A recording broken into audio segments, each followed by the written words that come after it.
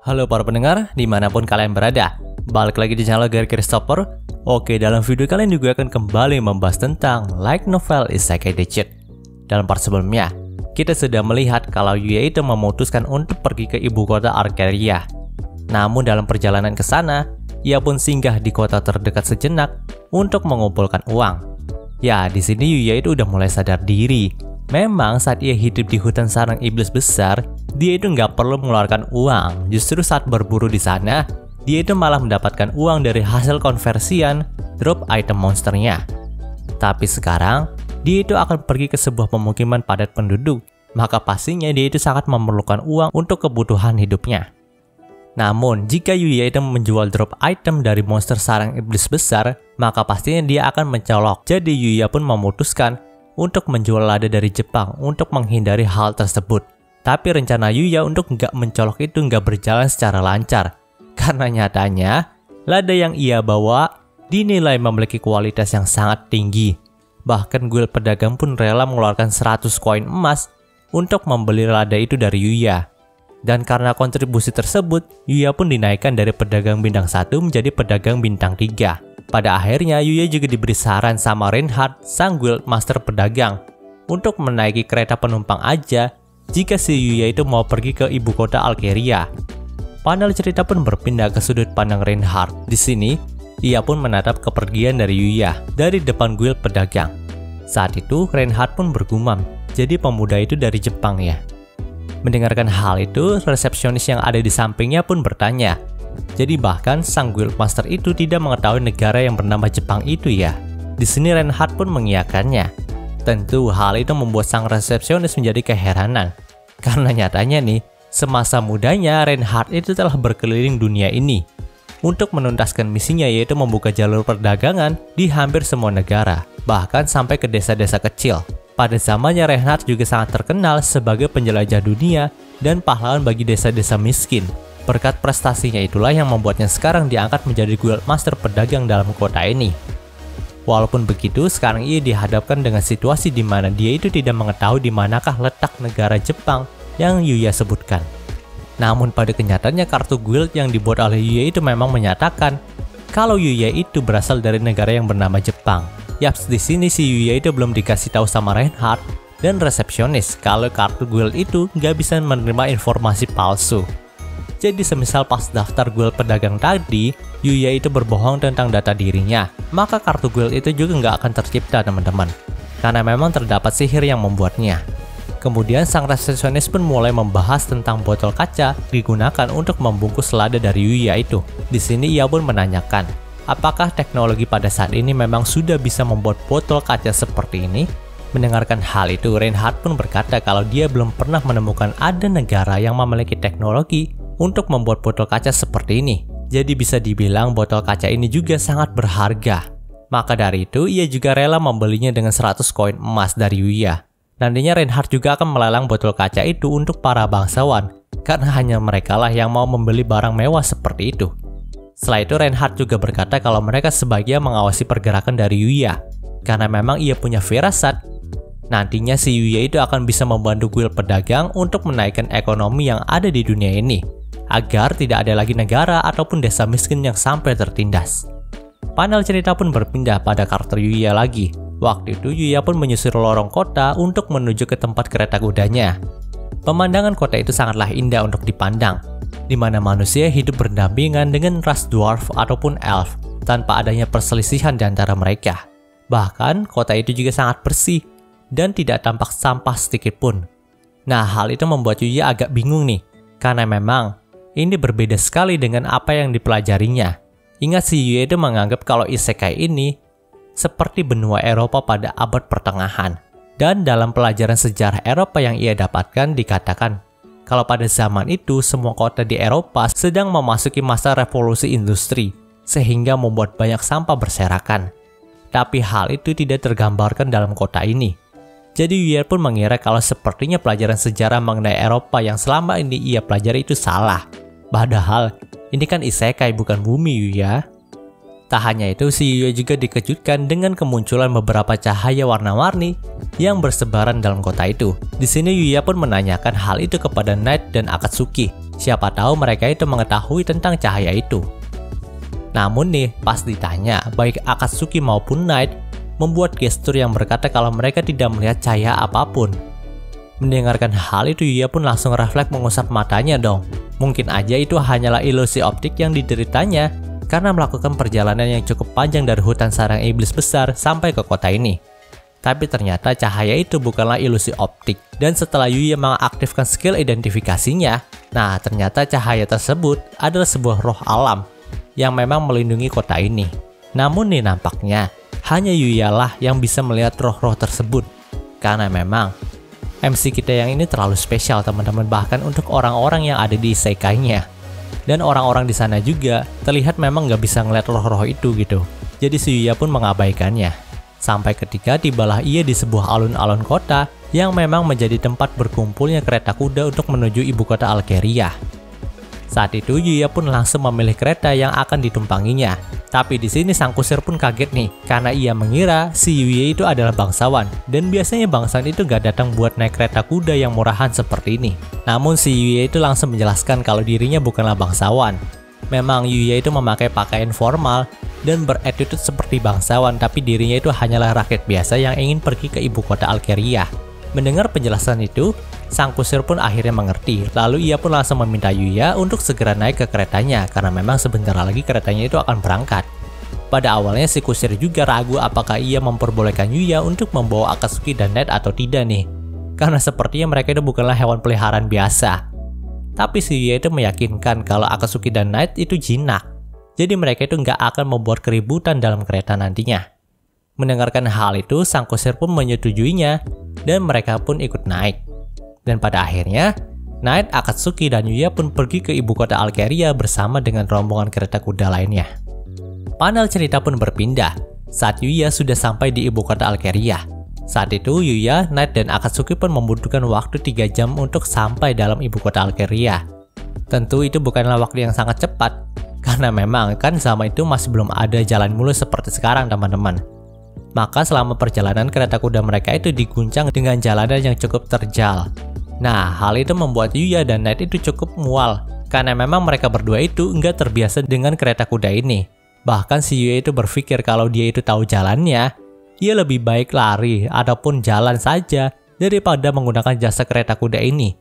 Tapi sekarang si Yuya itu udah mengetahui rute dan bayangan dari ibu kota Alkeria ini. Jadi nantinya si Yuya itu bisa langsung menggunakan sihir teleportasinya jika ingin pergi kemari lagi. Nah, saat itu, Yuya pun harus melewati pemeriksaan identitas dalam gerbang ibu kota lagi, seperti kota sebelumnya.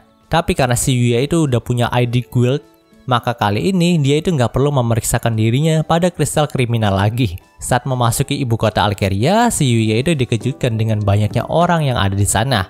Hal itu mengingatkan Yuya kepada Tokyo. Namun yang jadi pembeda di sini, tidak adanya gedung pencakar langit yang membatasi langitnya. Ketika si Yuya itu mengalihkan pandangannya pada tengah kota, ia pun melihat sebuah kastil putih megah yang berdiri di sana. Yaps, itu adalah kediaman Raja Arnold dan Lexia. Melihat hal itu, Yuya pun jadi gugup nih, karena harus memasuki kastil super megah itu. Ya maklumlah, mental MC kita juga masih agak terganggu teman-teman. Dan mungkin aja orang normal juga akan sedikit gugup kalau dia itu nggak diantar sama anggota kerajaan, tapi malah mau masuk ke sana. Bahkan nih, di sini Yuya itu malah berpikir apa sebaiknya dia itu balik lagi aja ya, karena memang mentalnya itu masih belum siap. Tapi ia pun mengingat kembali janjinya dengan Owen, Luna, dan Lexia kalau dia itu akan segera berkunjung ke ibu kota Alkeria untuk memenuhi undangan sang Raja Arnold. Jadi pada akhirnya, Yuya pun memberanikan dirinya untuk memasuki kastil itu. Karena jika ditunda lagi, maka dia itu merasa nggak enak aja sama Owen, Luna, dan Lexia. Habisnya si Yuya juga udah 2 kali mangkir dari undangan ini. Tapi nih, saat Yuya udah mengumpulkan keberanian buat masuk ke dalam kastil, dia itu malah dihentikan dan gak dibolehin masuk sama penjaga yang ada di sana. Melihat hal itu, kegugupan dari Yuya pun muncul lagi. Untungnya si Yuya itu sempat menyebutkan namanya dan tujuannya datang ke kastil ini. Dan kebetulan, sang kesatria penjaga di sana juga udah dikasih tahu sama Owen kalau nantinya bakalan ada pemuda bernama Yuya untuk berkunjung ke sini. Jadi waktu itu sang kesatria pun memanggil Owen keluar untuk memastikan apakah benar pria ini adalah Yuya atau bukan gitu. Setelah Owen keluar dari kastil dan menjemput Yuya dari gerbang, akhirnya si MC kita itu dibolehin masuk juga dan gak disangka penyusup lagi. Saat itu Yuya dan Owen pun sedikit mengobrol di lorong kastil. Di sini Yuya pun meminta maaf karena baru sekarang ia bisa menemui sang raja. Menanggapi hal itu, Owen pun berkata kalau itu nggak apa-apa karena memang mereka juga sangat berterima kasih kepada Yuya karena telah banyak membantu Lexia. Setelah beberapa percakapan, si Yuya pun mulai heran sama Owen nih karena ia kira Owen itu akan membawanya ke kamar tamu ataupun ruangan tunggu kastil. Tapi kau malah dibawa ke depan gerbang yang sangat besar, mirip seperti ruangan tengah istana di mana biasanya sang raja itu duduk di singgasananya. Jadi si Yuya pun langsung menanyakan hal itu kepada Owen. Mendengar pertanyaan dari Yuya, si Owen pun mengiyakan ya kalau memang saat ini Yuya itu akan bertemu langsung dengan Raja Alkeria yaitu Arnold. Tentu aja si Yuya pun langsung kalap lagi dong. Dengan suara yang gagap, Yuya pun ngomong kalau saat ini ia masih belum siap, ia juga tidak memiliki baju yang layak untuk bertemu sang raja. Bahkan saat ini ia juga masih belum membawa oleh-oleh untuk dipersembahkan. Mendengarkan hal itu, Owen pun berkata kalau Yuya itu santai aja. Karena memang ini bukanlah pertemuan formal, jadi si Yuya itu nggak harus pakai baju kerajaan ataupun membawa oleh-oleh. Setelah itu, gerbang ruangan istana pun langsung dibuka. Di sana terdapat sang raja Arnold yang duduk di singgasana dan ada pula Lexia juga Luna yang berdiri di bawah singgasana itu. Saat itu, Yuya pun langsung mencoba untuk mengaktifkan skill penguat mental miliknya, tapi ternyata hal itu tidak membantu banyak. Di sini, Yuya pun masih gugup saat mendekati singgasana Arnold. Setelah itu, Yuya dan Owen pun langsung sama-sama berlutut di hadapan sang raja. Di sini Arnold pun bertanya, jadi apakah kau adalah Tenjo Yuya? Yuya pun langsung menjawab iya. Lalu Arnold pun bertanya lagi, apakah Lexia itu melamarmu? Mendengarkan hal itu, Yuya pun langsung refleks menjawab, hah? Di sini si Arnold pun langsung berdiri dan memaki-maki Yuya nih. Kalau bukan Lexia yang melamar Yuya, maka sudah pasti Yuya lah yang merayu Lexia. Sampai-sampai Lexia itu mau dibawa ke rumahnya Yuya ya. Dasar kamu bajingan. Tentu aja, babang kita Yuya itu makin bingung gimana menjawab pernyataan dari Arnold itu. Melihat keadaan itu, Owen pun mencoba menahan sang raja dengan berkata kalau Arnold itu masih raja kan. Jadi bukankah seharusnya dia itu menahan diri untuk tidak mengusik urusan dendam pribadi itu? Mendengarkan nasihat dari Owen, Arnold pun membuat muka yang bermasalah dan terpaksa untuk menenangkan dirinya sendiri. Lalu ia pun memperkenalkan dirinya kepada Yuya sebagai ayah dari Lexia dan raja dari kerajaan Alkeria ini. Setelah perkenalan itu, sang raja pun langsung mengeluarkan tangannya kepada Yuya. Kayak orang lagi minta duit gitu. Nah, tentu aja si Yuya pun langsung bingung lagi nih kenapa Arnold melakukan hal itu dan apa maksudnya gitu. Di sini si Arnold pun langsung naik pitam lagi setelah Yuya itu nggak mengerti apa yang ia inginkan. Arnold juga berkata kalau seharusnya si Yuya itu membawa oleh-oleh untuk putrinya karena memang itu adalah adat dari kerajaan ini. Mendengarkan hal itu, Yuya pun langsung kalap lagi dan malah nggak sengaja ngasih Paradise Futon sebagai hadiahnya. Melihat kalau si Yuya itu malah ngasih tempat tidur buat Lexia, si Arnold pun malah tambah marah lagi karena memang dalam kerajaan ini jika kamu ngasih tempat tidur sebagai hadiah ke seorang wanita, itu artinya dia ingin mengajak sang wanita untuk seks. Sementara ayahnya marah, si Lexia itu malah menatap Yuya dengan pipi yang memerah dan penuh semangat nih. Dan itu artinya si Lexia juga udah siap untuk sama Yuya.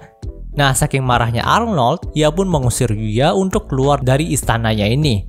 Kalau enggak, Yuya itu bakalan jadi korban persembahan buat Slash Sword Glacier-nya. Namun nih, di tengah keributan itu tiba-tiba aja dari langit-langit istana muncul beberapa pria berjubah hitam yang hendak membunuh Arnold dan Lexia. Sontak, Owen, Luna, dan satu penyihir pengawal dari Arnold pun langsung sigap melindunginya. Tapi nih, para pria berjubah hitam itu menggunakan kristal anti-sihir untuk memudahkan pekerjaan mereka. Sehingga penyihir pengawal dari Arnold itu tidak bisa menggunakan sihir. Jadi yang bisa diandalkan waktu itu hanyalah kemampuan fisik dari Owen dan Luna aja. Namun nih tetap aja karena kalah jumlah, mereka itu agak kewalahan juga. Melihat hal itu, babang kita Yuya pun nggak tinggal diam aja nih. Dia pun langsung meminta Knight untuk membantunya mengatasi para kroco yang hendak menyerang Arnold. Karena memang kan si Akatsuki itu bisanya sihir aja gitu buat ngebantu Yuya bertarung. Jadi di sini si Akatsuki itu diminta sama Yuya untuk mengeluarkan kemampuan penyembuhannya aja nih. Karena memang kemampuan penyembuhan dari Akatsuki itu bukanlah sihir, teman-teman. Dengan loncatan super yang ia pelajari dari Master Kelinci, si Yuya pun bisa memberantas sebagian besar dari para pria bertudung itu.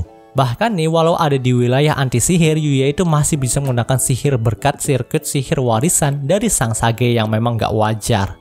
Pada akhirnya, semua pria bertudung itu berhasil ditangkap dan diringkus oleh Yuya dan Knight. Namun nih, si Owen itu menemukan sebuah lambang yang menyatakan kalau para pria bertudung ini adalah bawahan dari sang putra mahkota pertama, Rager. Mendengarkan kenyataan kalau putranya ingin membunuhnya membuat Arnold sangat terpukul. Bahkan ia itu meminta waktu kepada Owen untuk menyendiri di kamarnya terlebih dahulu. Sedangkan Owen memerintahkan para penjaga lainnya untuk langsung memasukkan para pembunuh ini ke sel tahanan. Saat itu Owen juga meminta maaf kepada Yuya karena memang kondisinya malah jadi kacau begini. Padahal si Yuya itu adalah tamu istimewa mereka.